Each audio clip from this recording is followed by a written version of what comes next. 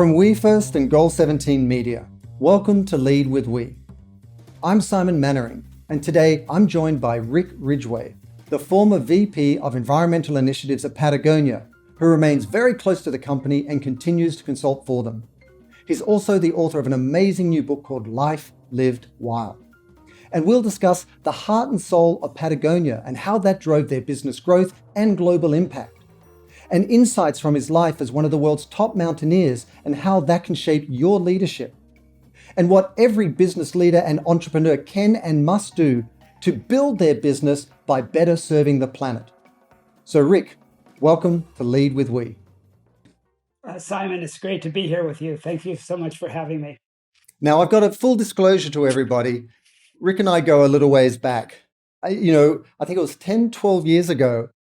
Through a mutual friend, somebody said, hey, you should meet this guy, Rick Ridgeway, because I was interested in purposeful business. And not knowing anything about me, he kindly met in West LA and we had a great conversation. And he really inspired me to believe that business as a force for good was possible. And since then, I consider him a friend, a colleague, a mentor. So I'm thrilled to have some time to share your insights with everyone. Rick, welcome.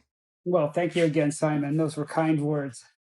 So Rick, you obviously had a career before Patagonia, yet to many you're synonymous with Patagonia. So tell us a little bit about, your career as a mountaineer, as a writer, as a filmmaker, and then how you came into connection with Patagonia, which then set that next chapter of your life in progress.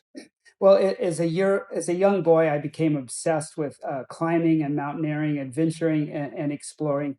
And I learned to make a living at that through photography, filmmaking, storytelling, lecturing, consulting in the outdoor business. And then in the mid-1980s, I started my own business, a content licensing agency that licensed film and photography to advertising agencies. And we specialized, as you might imagine, in outdoor imagery. I sold that company very successfully in 2000 and then returned to filmmaking and writing. And then 2 years later, I got an invitation from Patagonia, from my climbing partner, Yvon Chouinard, who founded and still owns Patagonia with his wife, to join the company.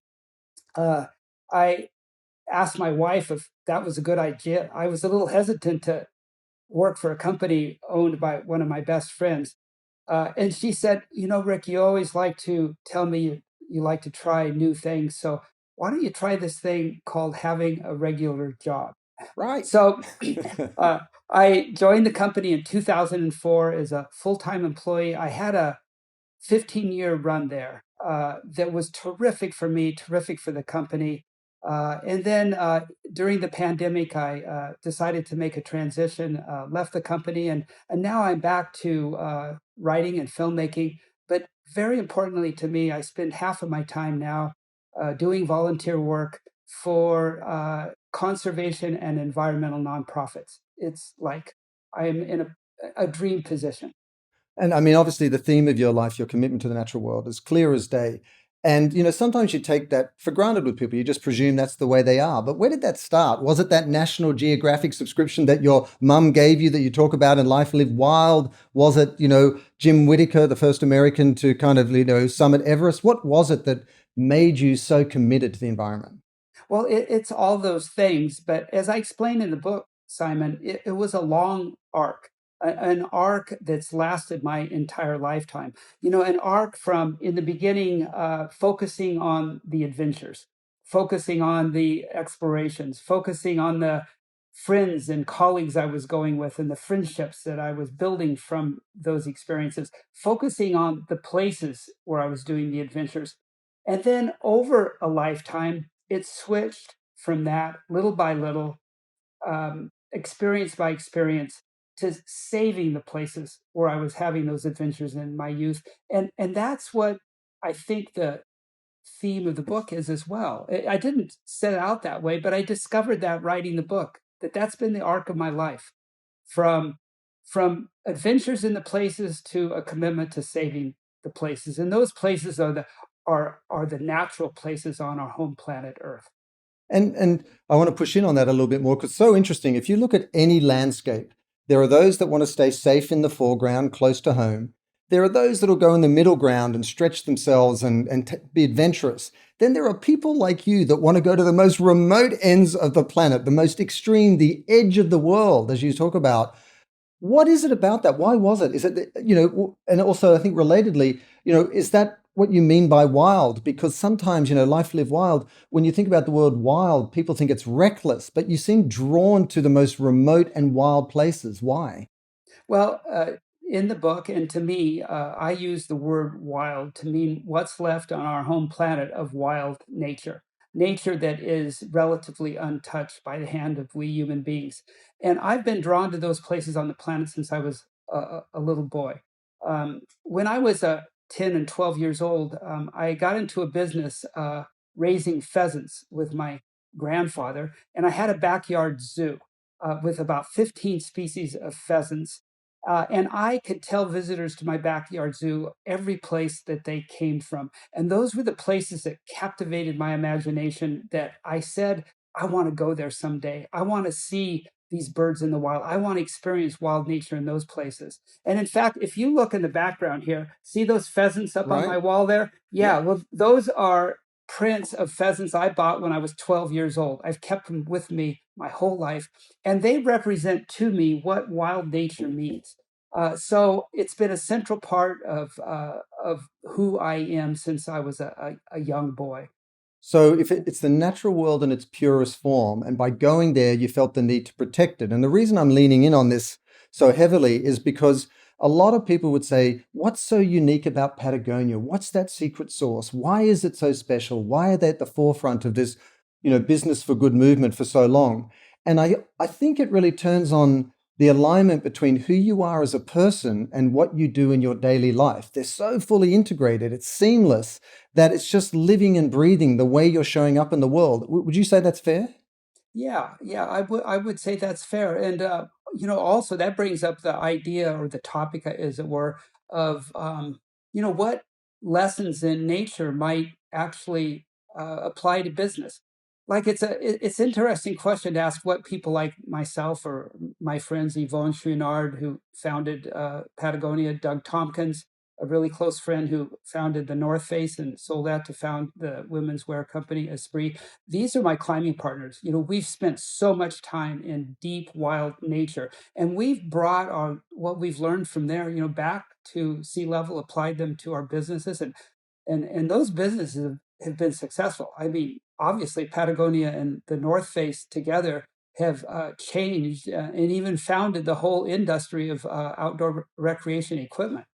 And I want to stress this for everybody listening because my experience of the corporate world or often entrepreneurship is we do what we do in business. And if we can integrate who we are as a whole human being. But if I hear you correctly, you really are about celebrating who you are as people with your peers and bringing that back into business. So you lead with who you are and your experience of the natural world rather than it being the exception to the rule.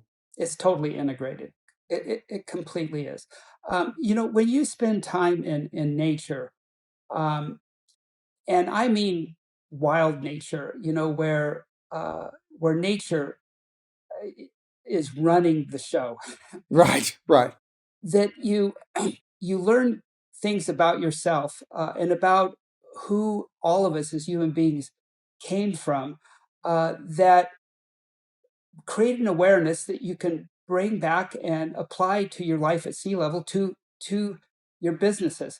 And at the highest level, I'm amazed how few business people seem to realize this, but at the very highest level, all of our businesses, whether we're in business of consumer goods or services, all of our businesses depend on a healthy planet.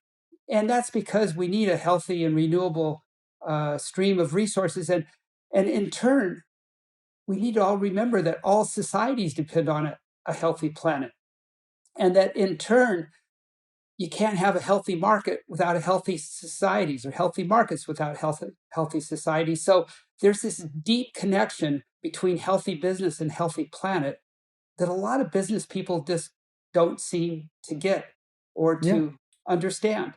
I mean, we could say clearly that Elon Musk and Jeff Bezos, as the number one and two richest people on the earth, have super successful businesses. But I can tell you from meeting those guys a couple times and listening to them and reading about them, they have not spent any time at all in nature. They don't understand their relationship with nature, and they don't understand how their businesses are connected to a healthy planet.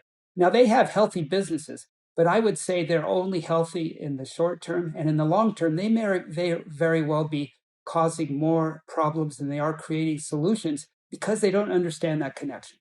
Well, I think that's very true, and I think, it's almost today experienced as a revelation that we've got to integrate sustainability or ESG into a business because it's integral to our business, as if it's something new when it's so self-evident. So what you made the point there that the more time you spend in nature, the more you realize how fundamental it is to your business. So give us a couple of insights from your experiences in the natural world that you carry across to business. And just for those who don't know Rick, I want to give some context. Rick is one of the foremost climbers in the world. I mean, he was in the first American team to scale K2, considered the hardest mountain to climb in the world. I mean, even Rolling Stone said you are the real life Indiana Jones. So I don't know any better props than that. And I just share that as context. It's not like you're going on the weekend and just climbing a local hill. So, with those experiences behind you and with the peers that you had, share a couple of those hard-won insights that you've then sort of ported across to business. Sure. Well, let's take your example of K2. That was a hard climb. As you said, it was the first American ascent of K2. We did the first ascent of that mountain without bottled oxygen. It was only the third time K2, the second highest mountain on the planet, had been climbed by anyone. And it was not just a difficult climb, but a very long climb. From the moment we arrived at base camp until finally four of us reached the top, we were above 18,000 feet for 68 days. And we were at the end without food and even hardly any fuel to melt snow to make water. We pushed it as far and as hard as we possibly could to still get back down alive. So I got back down alive. Here I am talking to you. and I was 28 years old when I reached the summit of K2. And what I discovered is that I brought home a new yardstick to my life at sea level. That whenever I reached an obstacle and I was unsure I could get over it or solve it, a problem, I could go back to K2 and say, well, wait a minute, you did that. You stuck with it. You learned what tenacity means on the very deepest level. You need a lower bar, Rick. You need a lower bar. That's a pretty high bar for any of us to aspire to, but yes. No, yes. But my point is we can all, through our own experiences, discover our inner strengths and apply them to the problems and the challenges that we meet every day. Now, those are some of the things that I brought home from my life as a mountaineer and applied to my life as a business person, but they're very individual. Now, you might ask what lessons could apply to a business as an organization. And that might be, it's equally, if not even more germane to our conversation with everyone listening this morning. And there I go back to what I said earlier about understanding how all of our businesses are connected to a healthy planet, and that understanding that through our businesses, again, whether it's goods or services, we have a responsibility as business people to give back to support a healthy planet. I learned that deeply at Patagonia because from the very beginning, Yvon Chouinard managed the company to give back through philanthropy to keep the planet Earth healthy. And it still does that. It gives 1% of its sales, not profits. Good year, bad year, rain or shine, that money comes off the top, goes into a fund that then gets distributed as grants to groups saving our home planet, keeping it healthy, and not just environmentally, but for people and societies as well. And that's a responsibility that I think all businesses need to take on. And I think all businesses could learn from Patagonia's example. And I think your point there is well taken, which is it's not just about sharing in the benefits of stakeholder capitalism, it's sharing in the responsibilities as well. And I don't think we've all as readily assumed the changes we've got to make, the responsibilities we have as we have all the benefits that we feel we're entitled to. And you talked about the arc of your life, and the book is a series of stories that really lay out the journeys that you've been on. But Look at the arc of the environmental movement since the 70s when you're involved till now. How would you characterize it? Is it getting better? Is business waking up? Are we just sort of obfuscating the issue even more? Is there cause for optimism? How would you sort of draw that line?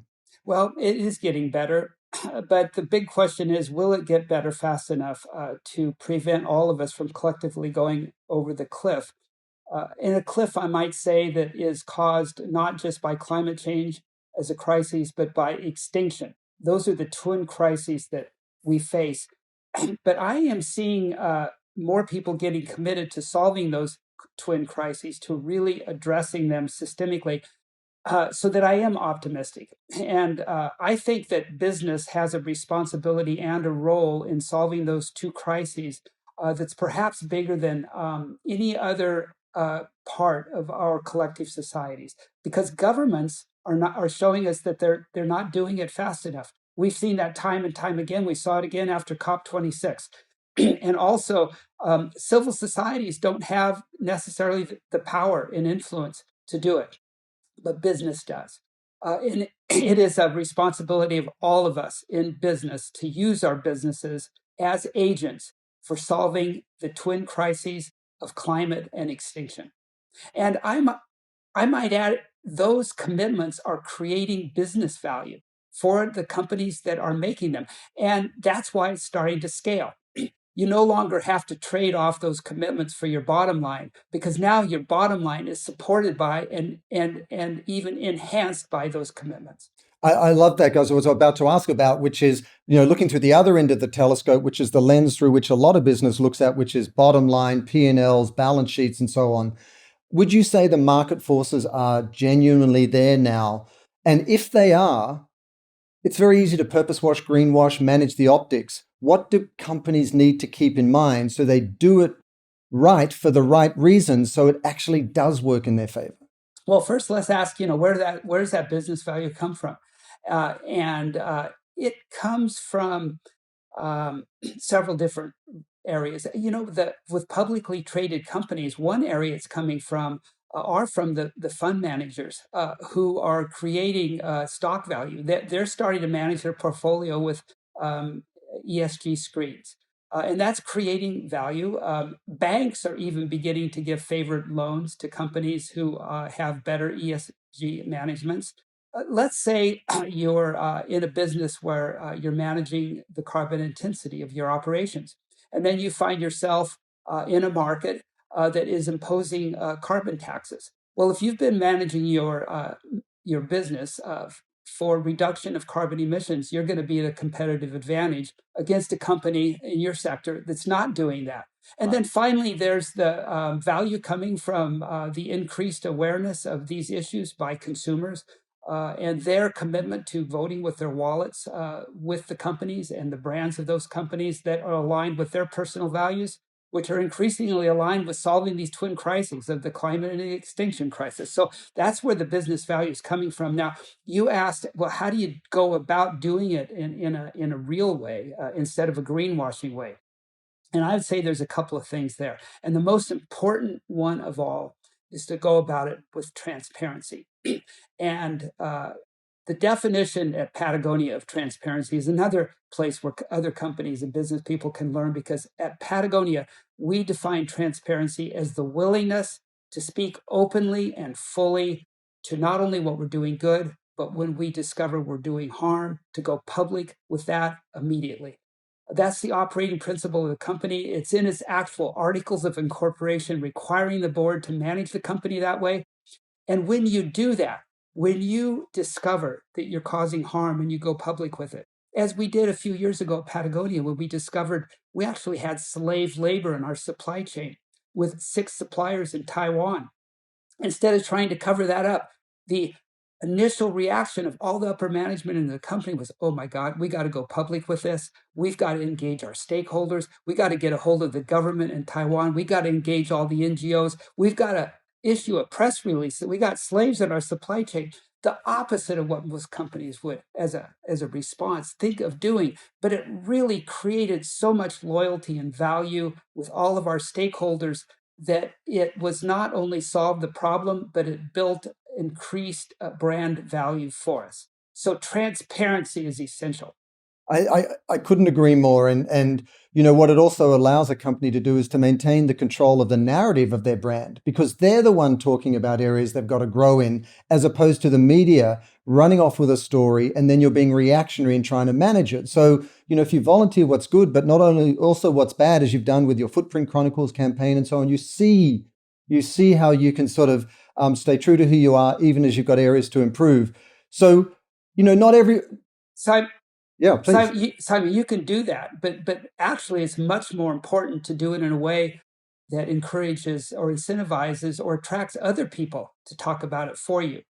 And then what they're going to talk about is how amazingly transparent you are. And when they do that, you building a brand value that you can't possibly get from just talking about yourself. Right. Got it. No, absolutely true. And there's a lot of credibility that comes from those outside voices for sure. And, I've always got in the back of my mind, a solopreneur, a startup, a big company, a legacy brand that isn't Patagonia, that isn't privately held, that isn't Ridgeway, that isn't Yvon Chouinard. If you're in a leadership position in any capacity and you recognize that this is a moment in time on a personal and professional level to show up differently, where do you start to rally your organization around? Like, what are one or two or three steps that someone could take where it's not inherent in the organization, but they want to make that change? Well, the first thing I think a business has to do, especially startup, is make the commitment to be more than just about themselves, and to make the commitment to be more than just about making money and creating wealth for themselves and for their shareholders. But to use the common lexicon now, it has to be for their stakeholders.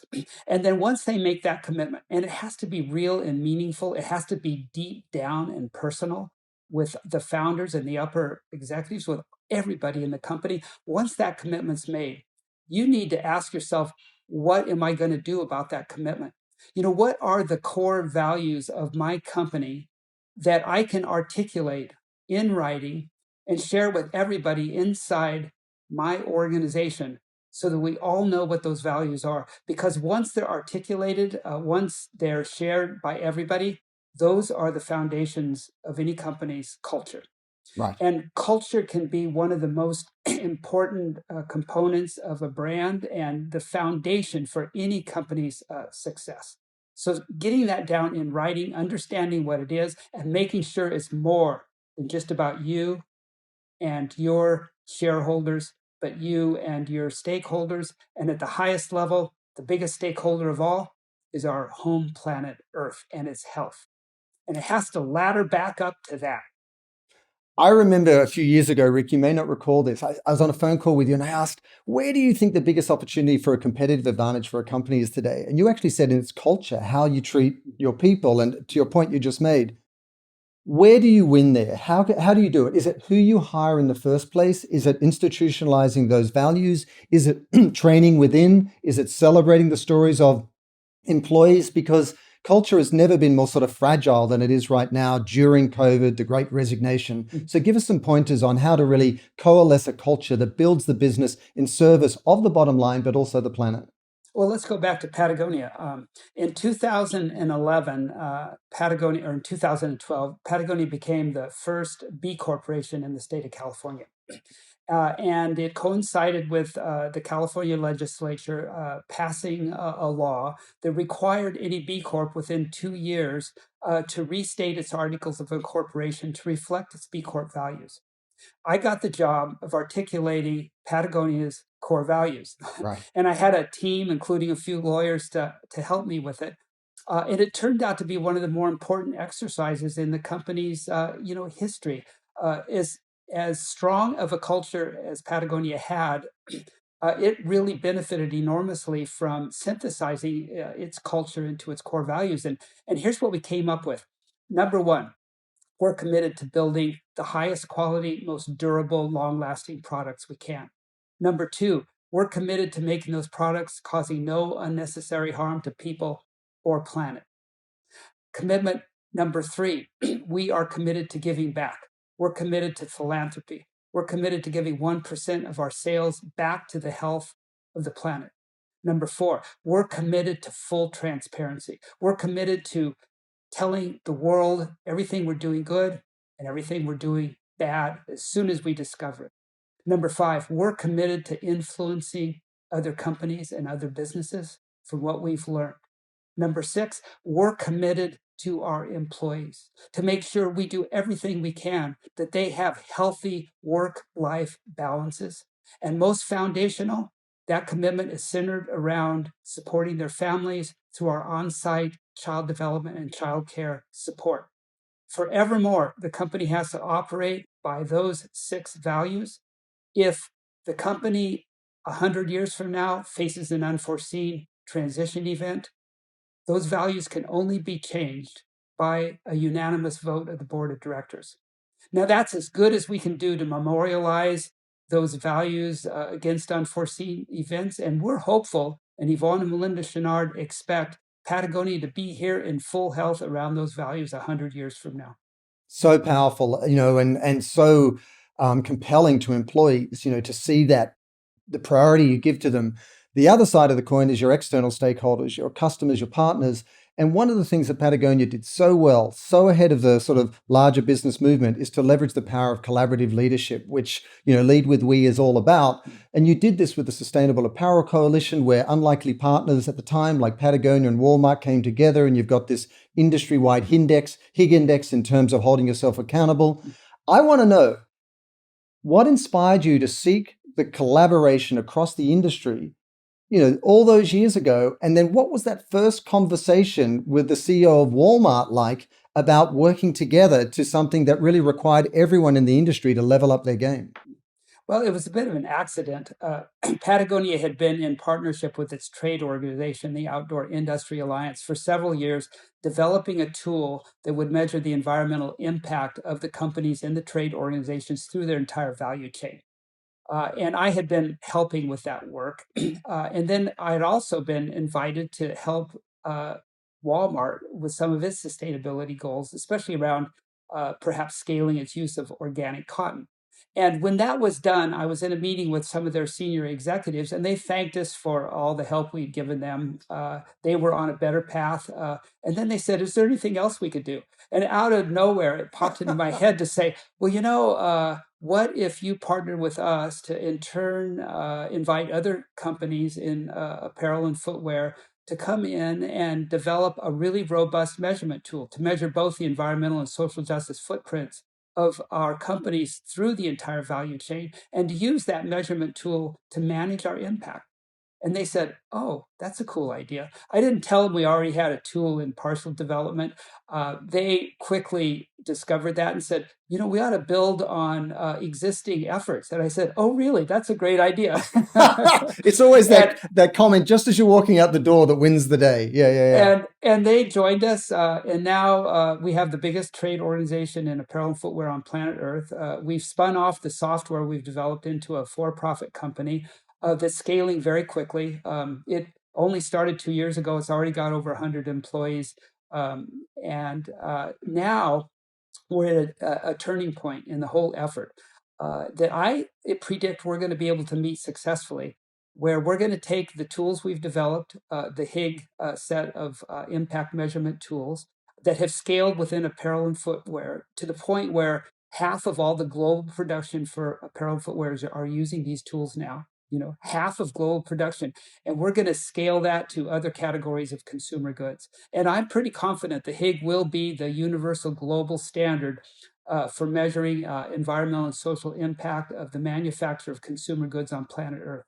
And then through that measurement, globally, we can manage the production of consumer goods so that that year over year, we can show through very accurate measurement with validated data that's fully transparent how all the companies in this room year over year are lowering their environmental impact and increasing the social justice of their operations. It's my dream, Simon, that maybe 10 years from now, this effort can hold up to the world a scorecard that shows that collectively, all these companies making consumer goods have lowered their carbon emissions more than any single country on planet Earth. That's my dream. And and we can get there. Oh, I know. I see the movement building momentum, and it's a self-fulfilling prophecy. And I want to speak to something that is inherent in the word consumers, that is implicit in this whole dialogue around business as a force for good, which is a redefinition of growth, because it almost seems like business at large globally was acting on the presumption that we had a planet of infinite resources for decades. And now that there's a realization that you've learned more so than others that we have finite resources on the planet. So what does this imply? And I know that Patagonia has leaned into the idea of responsible consumption and the responsible economy. Like, how does it mean we've got to grow less? Does it mean we've got to grow in new ways? Does it mean we've got to value things differently? What's that trade-off between building a business and serving the planet? You said you like stories. Here's one. All right. I live in Ojai, California, near Santa Barbara. Yesterday, I'm driving down the street to go on an errand, and I see a pickup coming my way. And it's got really weird looking headlights. They're like elongated vertical ovals. I had never seen that before. And I go, what's that? It gets closer. It doesn't have a grill. And I went, God, it's an electric pickup. And then it passed me. I looked in the rearview mirror. It was a Rivian, the first one I've seen. And it was enormous. The thing was giant. It looked just like the other pickups, the F-150s and stuff it's meant to replace. And then I read recently in that article some of you listening in may have encountered in the New Yorker just last week, I think it was by John Seabrook, about Rivian and the electrification of cars writ large. And in that article, John pointed out that these new big pickups by weight are about the same as World War II's Sherman tanks. And that if you really go through the life cycle analysis of buying and using one of these trucks and you sell your F-150, well, you've got to drive your new Rivian for 2 or 3 years just to offset the footprint of what a fossil fuel vehicle, comparable vehicle would be. Now, the key word here is comparable. Right. Because they're these monstrosities. And nobody needs a truck like that to go to the store to get groceries. Now, you might need it if you got a big farm and you got to fill up the back with compost and that sort of thing. But let's get real. We human beings need to do something about our growth and consumption, because it's not just about too many people on planet Earth. The real driver of the two twin crises of climate and extinction is too many people using too much stuff. So consumption is actually the key and root cause of those two twin crises. And we have to address it. We have to get over this value that we all seem to have, that it's only good when it's bigger and better year over year over year. We've got to reverse that. Have you seen a different model out there? I mean, your contact in vast regions around the world, indigenous peoples and so on. Is there another idea about the symbiotic relationship with the natural world and growth in that context that you might point us to? Well, sure. If you look at indigenous cultures all over the world, you quickly realize that there is a decoupling between stuff and happiness. Like, I remember being in the Amazon with the Yanomami tribe, and I was going into a section of the jungle where no outside explorer had really been. In fact, it was so remote there was no human beings living in this jungle. And I pulled in my canoe into this Yanomami village that had only been discovered by anthropologists in the previous 10 years. And all the natives kind of ran down to the shore. They had their bows and arrows. They were really suspicious, and we were in kind of potential danger. But we had a guy with us who knew how to speak their language, and he explained what we were doing. And that disarmed them. So they lowered their bows and arrows. And then I, through the translator, said, we need another couple guys to come with us to help us carry loads through the jungle. And the headman pointed to this guy and he said, oh, this guy here can go with you, and this guy over here. And I looked at these two guys, and they were naked. And all they had in their hands was their bows and arrows. I mean, I swear, I'm not exaggerating this. Right. They had a tiny loincloth, and they had their bows and arrows. And I said to the chief, well, tell them to go back to their hut and get their stuff, because we're going to be gone for about a month. And he looked at me with this puzzle on his face, and he said, they have their stuff. They don't need to go back to their huts. So you and me in a loincloth, that's it. That's all we need, Rick. I've got the visual, yeah. we can do it. Now, I'm not saying any of us go back and live in the caves at all. No. We're saying that we need to live our lives with a different relationship with the stuff that we surround our lives with.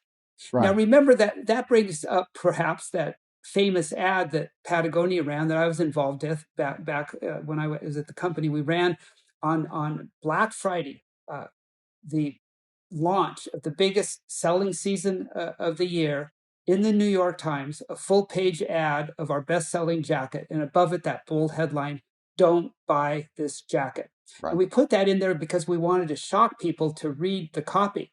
Because in the copy, we said, no matter how hard we've strived to make this jacket with the lowest impact possible on people and planet, well, guess what? It's still left behind 2/3 of its weight in waste. It still emitted 20 pounds of CO2 gas. It still used 80 gallons of water. We had all the statistics there of its impact, no matter how hard we tried to reduce that impact. And the message was that if you don't need a new jacket, don't buy another jacket. Right. Continue to use the one you've got. Remember, I said Patagonia's core value number one was building the most durable, the longest lasting, the highest quality product it can. Well, that's because that product will last the longest. It will service you for 15 and 20 years. And because it does that, you don't need to buy another jacket. Now, that is the unlock. We're not saying you don't need a jacket. We're not saying you got to go out and kill a buffalo and make a coat out of it to live in your cave. But we are saying that you can be very comfortable in your life with that one jacket, and you don't need a closet full of jackets that you very seldom use. Understood. And, I want to speak to some of those programs that you've created to make those possible in a moment. But, you talk about the urgency, the existential crisis that we're facing and the climate crisis. And, we are out of time. These timelines are contracting towards us. But it presents a challenge to a lot of businesses as to how bold they need to be. And a lot of them feel uncomfortable being as activist, perhaps, as Patagonia has been in the past, where it said, vote the assholes out in labels in its clothing, or stop hate for profit campaign, or as you say, don't buy this jacket. So what would your guidance be as to how and when a brand shows up, and to what degree they need to lean into a different tone of voice or be activist in nature so that they can serve their business as well as their values and the planet? I would say be bold, be brave. Be bold and be brave and be honest and consistent with your values. And that goes back to defining what your values are. You got to do that. That has to be the core of the culture of your organization. But your organization, if it's going to be an agent for change and for solutions to these twin climate and extinction crises that we've been talking about, that organization, your business, it's got to be bold. And the good news is you can be bold and you can still be successful. And even if you have a consumer pyramid, as it were, that is different than Patagonia's, which is at the upper tip, and that company has the privilege of having customers completely aligned with its values, that you can still find alignment with your customers that around your commitments, and you can make your commitments bold and brave, and you can still win loyalty from your customers because the customers are starting to change as well. And keep your eye on that. Everybody keep your eye on that because the shift's happening right now. It's happening very, very quickly. And to your point about being bold, but also backing up with walking your talk, you talked about more durable products. But can you tell us about some of the ways that a brand like Patagonia activates this? So like the Common Threads partnership, Warmware, Recrafted, just show what does that look like in practical terms? Well, Warmware is Patagonia's initiative to partner with its customers to get the most use out of the products that the company makes and that they buy. So the company's committed to making those products with minimal impact on people and planet. Right. Now, it can only that is only half of that product's impact over its lifetime. The other half resides with the use and care that the customers who buy the products from Patagonia use, and that's where the ask to the customers to not buy more than one jacket comes in. But then once they do buy that jacket, then we developed this Warmware program so that we can service through that jacket's entire life cycle, our customers' use of the jacket to get the most out of it. So if it's broken, they can bring it back to us. We have the company has the biggest repair center for apparel in North America, maybe the world. And we repair that jacket. Same in other markets. We've got repair centers everywhere we operate. We have mobile repair trucks that drive around and create repair events. If you're not using it anymore and it's still serviceable, bring it back to us. We'll fix it up. We'll clean it with a no water technology that we have, and we'll resell it to our customers. You can go into Warmware on Patagonia.com and find a full marketplace of used, repaired, and restored Patagonia products at very reasonable prices. If it's truly worn out, bring it back to us. We'll use the best technology available to recycle it. Now, that's a good example of a customer service program that any company can embrace, and I would predict find value in connection with its customers. And any area that you'd like to lean into more moving forward that you still are kind of, what's your focus right now? My focus. Well, I am. I said earlier that I devote half my time to conservation and sustainability nonprofits. I'm on 6 different boards now. One of them is a group called One Earth, which is just emerging as an NGO committed to climate change solutions. And we've raised a lot of money to fund dozens and dozens of scientists worldwide to figure out what we need to do with validated science to keep the planet at 1.5 degrees. And we're actually coming up with the solutions. And they fall into 3 main categories. One is scaling the conversion to renewable energy. That science has been totally validated. The second is keeping nature intact on half of planet Earth.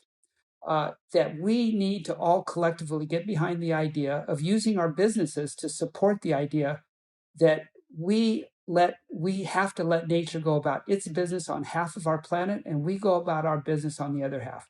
Now, what we've done at One Earth is look at that in a very detailed way with tools that we've developed that are getting increasingly refined, eventually down to a square hectare, with where on planet Earth we need to leave nature intact and how we need to leave it intact and where we need to restore it to be intact and where on planet Earth human beings can go about their business to remain vibrant and healthy. And that work is nearing completion. And now we're tackling the third pillar, which is regenerative food and fiber production.